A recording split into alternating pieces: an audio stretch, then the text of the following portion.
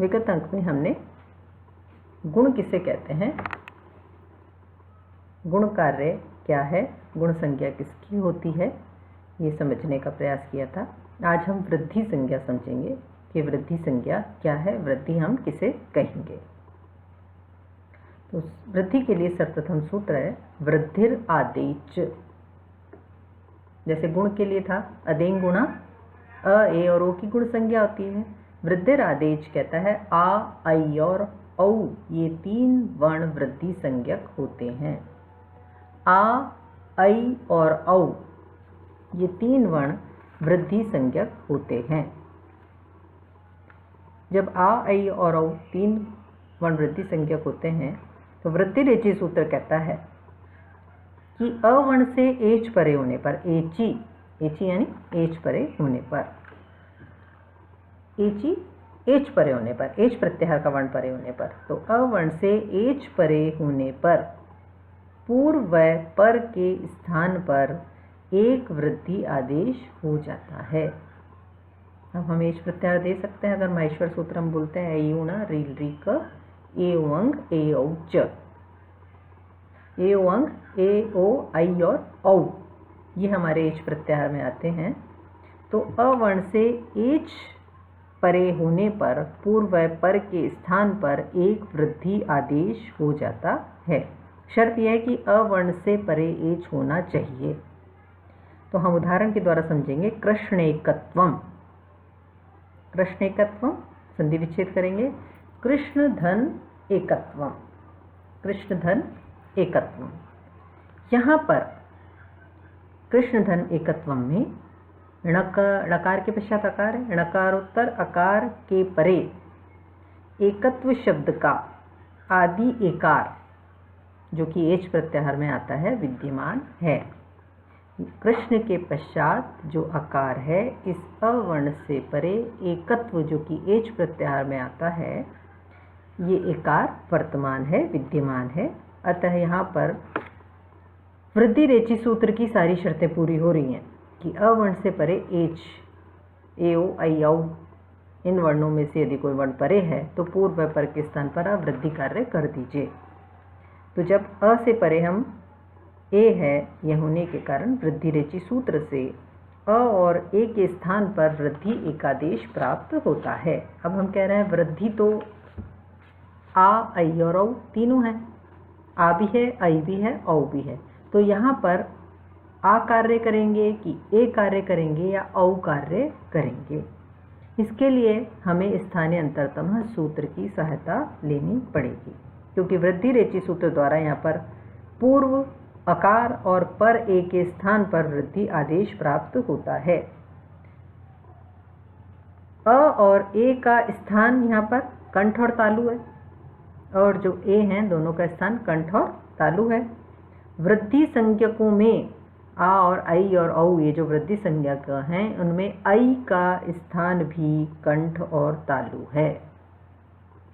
इसलिए स्थानीय अंतरतम सूत्रानुसार अ और ए के स्थान पर आ और औ वृद्धि हम नहीं कर सकते हैं।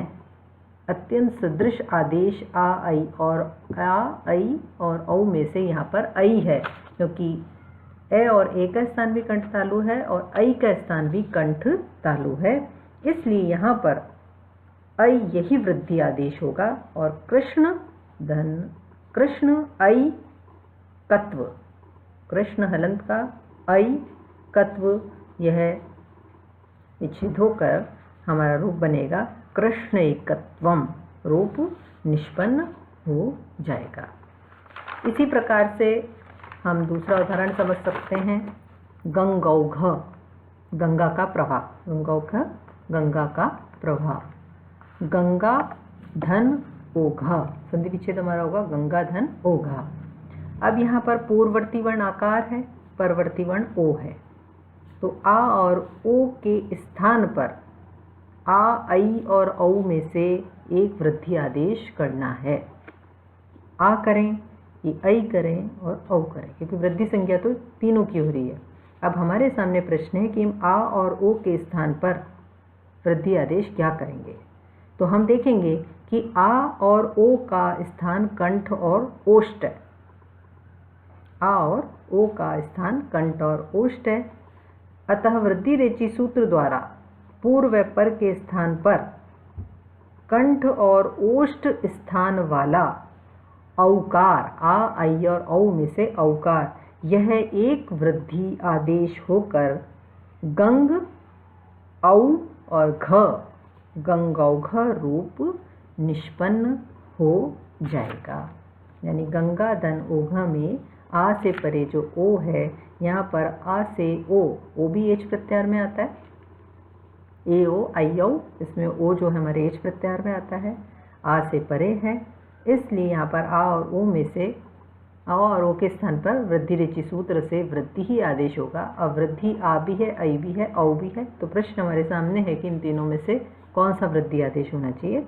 तो इसके लिए यह निर्धारण स्थानीय अंतरतम सूत्र करेगा, क्योंकि आ और ओ इनका स्थान कंठ और ओष्ठ है, और यहाँ पर औ जो है ये भी कंठ और ओष्ठ स्थान वाला है, इसलिए इन दोनों के स्थान पर कंठ ओष्ठ वाला औ यह एक वृद्धि आदेश होकर गंगौघ रूप निष्पन्न हो जाएगा।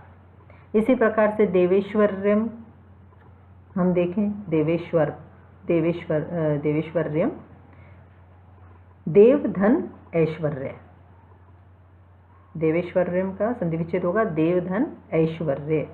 यहाँ पर पूर्ववर्ती अकार और परवर्ती ऐकार जो एच प्रत्याहार में आता है, इन दोनों का स्थान कंठ और तालु है, अ और ऐ इसका स्थान कंठ और तालु है। अतः वृद्धि रेची सूत्र द्वारा यहाँ पर पूर्व व पर के स्थान पर कंठ और तालु स्थान वाला ऐकार यह एक वृद्धि आदेश होकर देवेश्वर्यम रूप सिद्ध हो जाता है। क्योंकि यहाँ पर भी प्रश्न ये होता है कि अकार से परे ऐ है, अब यहाँ पर हम वृद्धि संज्ञक आ, ऐ और औ में से कौन सा आदेश करेंगे, तो हमें फिर स्थानीय अंतरतम सूत्र की सहायता लेनी पड़ेगी। इसके अनुसार हम देखेंगे कि अ और ए, ऐ इन दोनों का स्थान कंठ और तालु है, अ का और ऐ का स्थान कंठ और तालु है, और आ, ऐ और औ में से केवल ऐ एक ऐसा है जो कि कंठ तालु स्थान वाला है, इसलिए यहाँ पर एक वृद्धि आदेश होगा। क्योंकि ए जो वर्ण है आप जानते हैं अ और ई इन दोनों को मिलाकर ए वर्ण बना है, अ और ई दोनों को मिलाकर ए वर्ण बना है, तो अ का स्थान तो कंठ है और ई का स्थान तालु है, इसलिए ऐ जो है इसका स्थान भी कंठ तालु ही है। इसलिए हम यहाँ पर अ और ऐ के स्थान पर आ, ऐ और औ में से ऐ आदेश ही करेंगे। इस प्रकार से देवेश्वर्यम रूप सिद्ध होगा। इसी प्रकार से हम कृष्ण औत्कंठ्यम इस धारण को देख सकते हैं, संधि विच्छेद करेंगे हम, कृष्ण धन औत्कंठ्यम, कृष्ण धन औत्कंठ्यम। अब यहाँ देखते हैं हम पूर्ववर्ती कृष्ण का आकार और परवर्ती जो औकार है, ये दोनों अकार और औकार कंठ ओष्ठ स्थान वाले हैं, अ और औ ये कंठ और ओष्ठ स्थान वाले हैं, इसलिए इनके स्थान पर आ, ऐ और औ में से कौन सा हम वृद्धि आदेश करें, क्योंकि वृद्धि संज्ञा तो आ की भी है, ऐ की भी, औ की भी है। अब यहाँ पर अ और औ के स्थान पर आ होगा कि ऐ होगा कि औ होगा, तो हम दोनों का स्थान सादृश्य देखेंगे कि यहाँ पर अ और औ का कंठ और ओष्ठ स्थान है, और यहाँ पर औ जो है इसका स्थान भी कंठ और ओष्ठ है, इसलिए यहाँ पर पूर्ववर्ती अकार तथा पर औकार के स्थान पर कंठ ओष्ठ वाला औकार यह एक वृद्धि आदेश होकर कृष्ण औत्कंठ्यम यह रूप सिद्ध होता है। तो मूल रूप से समझने की बात यही है कि वृद्धि संज्ञा आ, ऐ और औ की है, और आदेश जब हम करेंगे वृद्धि रेची के अनुसार, तो वहाँ पर हम स्थान के सादृश्य के आधार पर निर्धारण करेंगे कि आ, ऐ और औ के स्थान पर कौन सा वृद्धि आदेश करना है, जैसा कि इन रूपों की सिद्धि करते हुए आपको समझाया गया है। धन्यवाद।